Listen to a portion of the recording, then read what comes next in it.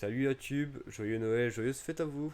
On est le 24 décembre. On a fait aujourd'hui le DRV sur Pingouin, qui est le deck que je voulais faire pour Noël. C'est le seul deck d'ailleurs qui aura un DRV un peu spécial parce que c'est un DRV qui ne le rendra pas viable. Pingouin ne peut pas être viable. Je vais vous passer en revue quelques-uns des effets. Je ne vais pas tout vous présenter parce qu'il y a beaucoup de cartes que vous connaissez déjà. Je pense que notamment ces 11 cartes, vous les connaissez déjà.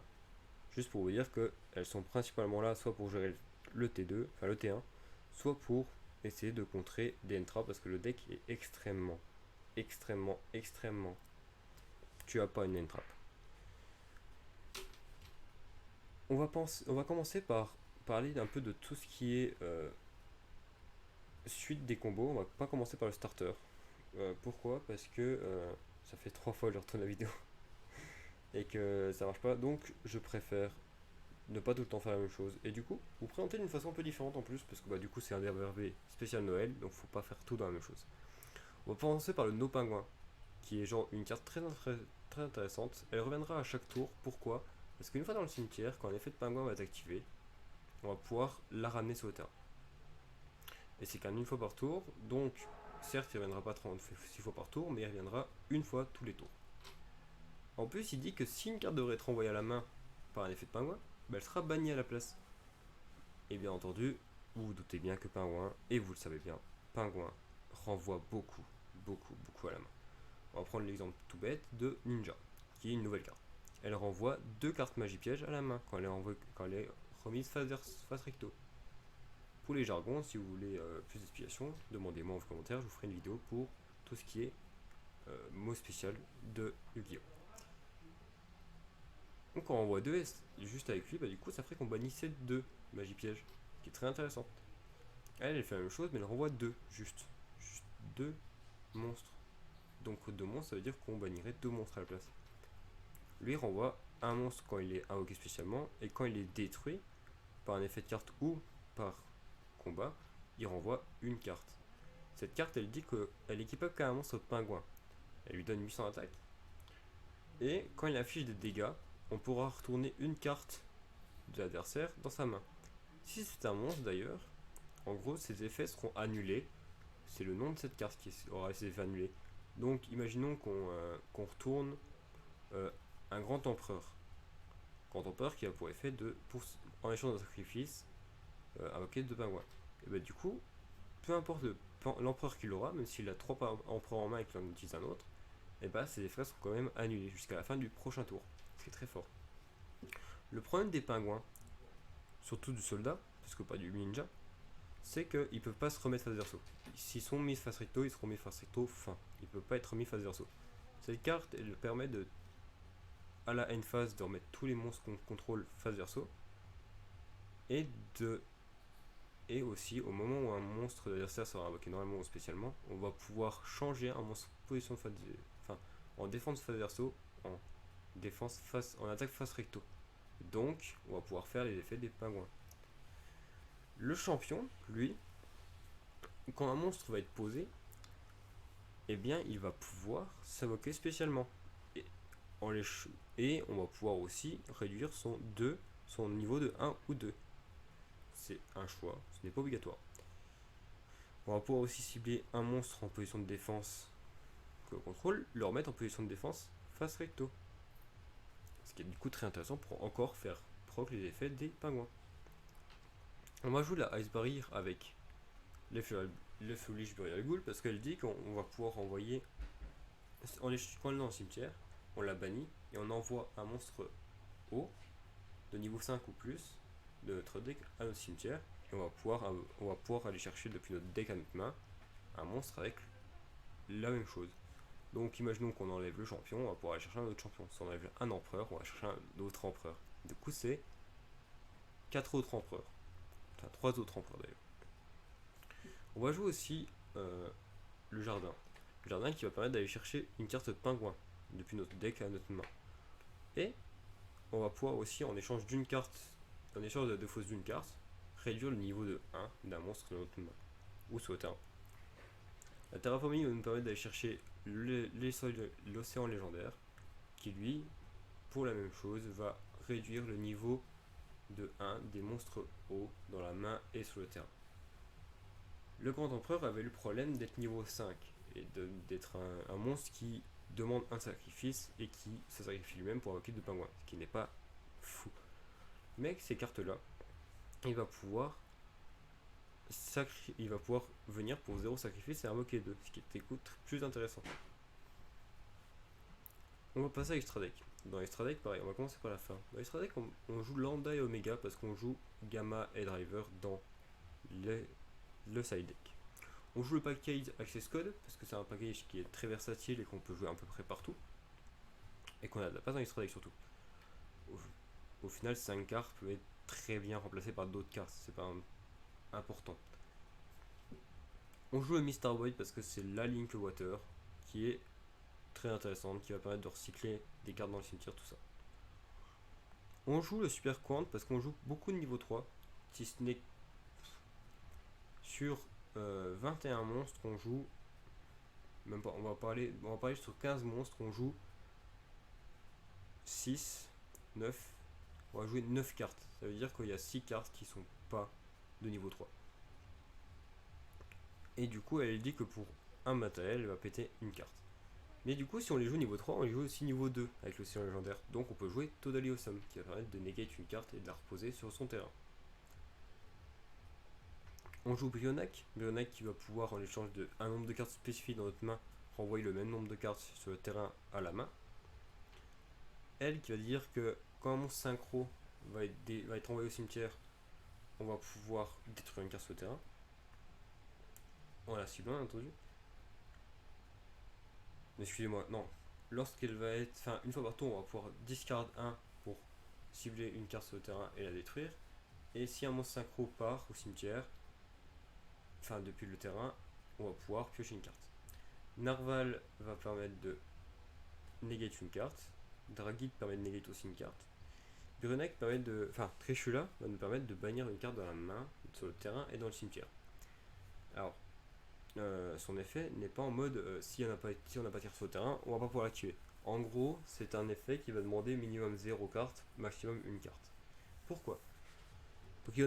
Trishula va se dire ok, on va regarder dans la main, il a une carte, on va pouvoir lui bannir une carte. Enfin, il a minimum une carte, on lui bannit une carte. Et gars, s'il n'y en a pas, il dit tant pis. Maintenant, on regarde le terrain. Le terrain, c'est la même chose. Il a une carte, oui, non, peu importe. Dans tous les cas, s'il en a une, on la bannit. S'il en a plein, on en choisit une. S'il en a pas, on passe à autre chose. Et dans le cimetière, la même chose. S'il en a une, très bien, on la bannit. S'il en a plusieurs, on choisit laquelle bannir. Et s'il n'en a pas, tant pis. Et dans la main, d'ailleurs, c'est aléatoire. C'est une carte aléatoire dans la main. On va parler maintenant du Pingouin Brave, qui est la synchro du deck. Elle dit que déjà tous les monstres face down qu'on a nous sur notre contrôle, ils ne peuvent pas être ciblés par des effets de cartes. Ensuite, elle dit aussi que lorsque l'on est invoqué par synchro, on va pouvoir invoquer spécialement un monstre pingouin depuis notre deck phase verso. Et lorsque l'adversaire va activer un effet de monstre, on va pouvoir cibler un monstre face verso et leur mettre face recto. Vous voyez très bien ce qui peut se passer. On va faire lui invoquer spécialement le soldat et du coup soldat ou ninja d'ailleurs. Et du coup on les met face recto, ce qui va nous permettre de bannir 2 cartes, enfin de détruire 2 cartes, d'envoyer 2 cartes à la main. Ou bannir si on a nos pingouins. Nos pingouins qu'on aura dans 99% des cas. On va jouer de Roll and Lock Bird parce que c'est une carte très intéressante contre Dritron. Et que comme je l'ai dit, le deck n'est pas viable, donc on va essayer de jouer le plus facilement contre les decks très méta. On va jouer 3 Lancea parce que le Lancea dans la main est très bonne et le Lancea dans le deck est très bonne aussi. Et ça permet de contrer beaucoup de decks, dont PK. City qui permet de bloquer tout ce qui est extra deck, donc tous les decks du format, hormis des decks Bacro. Et Sanctum qui peut invoquer l'une ou l'autre et qui peut soit bloquer le cimetière, soit bloquer l'extra deck. On joue Gamma avec Driver parce que c'est la carte la plus versatile du format. Et on joue Prancratos parce que c'est une carte qui fait du 1 pour 1. C'est-à-dire qu'elle va venir, elle va se péter pour détruire un. Point. On va tester une main du coup. Ok, cette main est vraiment cool. Parce que du coup vous allez voir une main plutôt plutôt facile à mettre en place. Et surtout une main qui demande très peu de choses. On va faire son effet. Du coup, on va envoyer au cimetière la Ice Barrier. Ice Barrier est fait. On va envoyer au cimetière un empereur et ajouter à sa main un empereur. Ce qui est cool, c'est que du coup, on ajoute celui qui est dans le cimetière. On va mettre le terrain. Le terrain qui va dire que tous nos monstres là, du coup, niveau 2, niveau 4, niveau 4, niveau 1. On pose ça. Effet du champion. Une carte à déposer, on va pouvoir l'invoquer spécialement. Hop. On ne réduit pas son niveau de 2. Effet. On va pouvoir face up cette carte. On va pouvoir la sacrifier pour invoquer Ninja et le No Pingouin. On va faire le Ninja ici et le No Pingouin ici. On va pouvoir invoquer spécialement par synchro le Brave Penguin. On l'invoque ici. Effet. En réponse, le Penguin qui est un effet obligatoire va s'activer, donc on va pouvoir s'invoquer.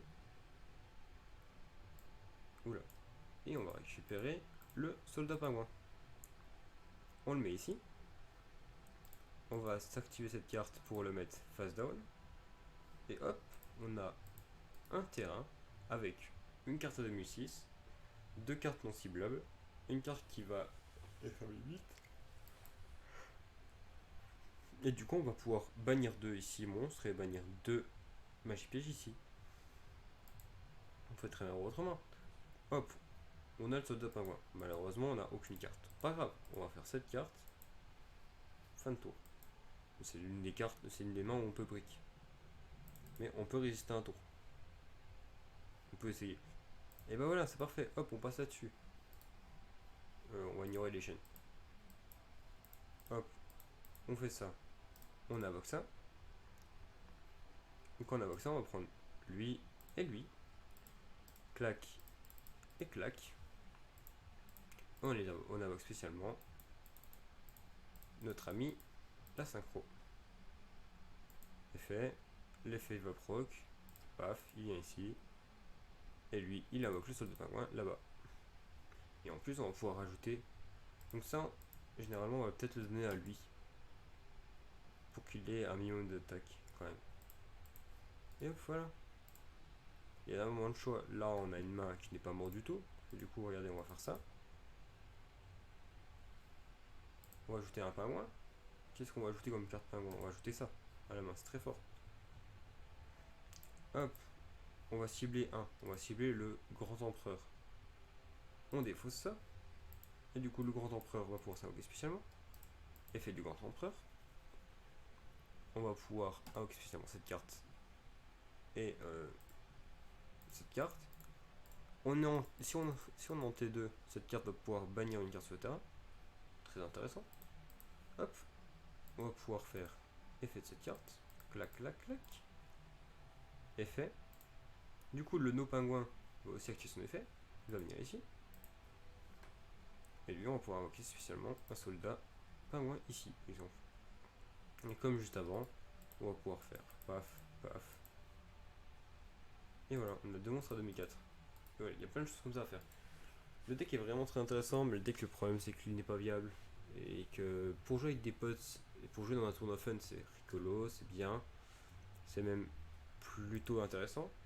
Mais pour jouer dans des DC ou contre des decks bien méta, le deck se fera juste écraser et ça va être un gros problème.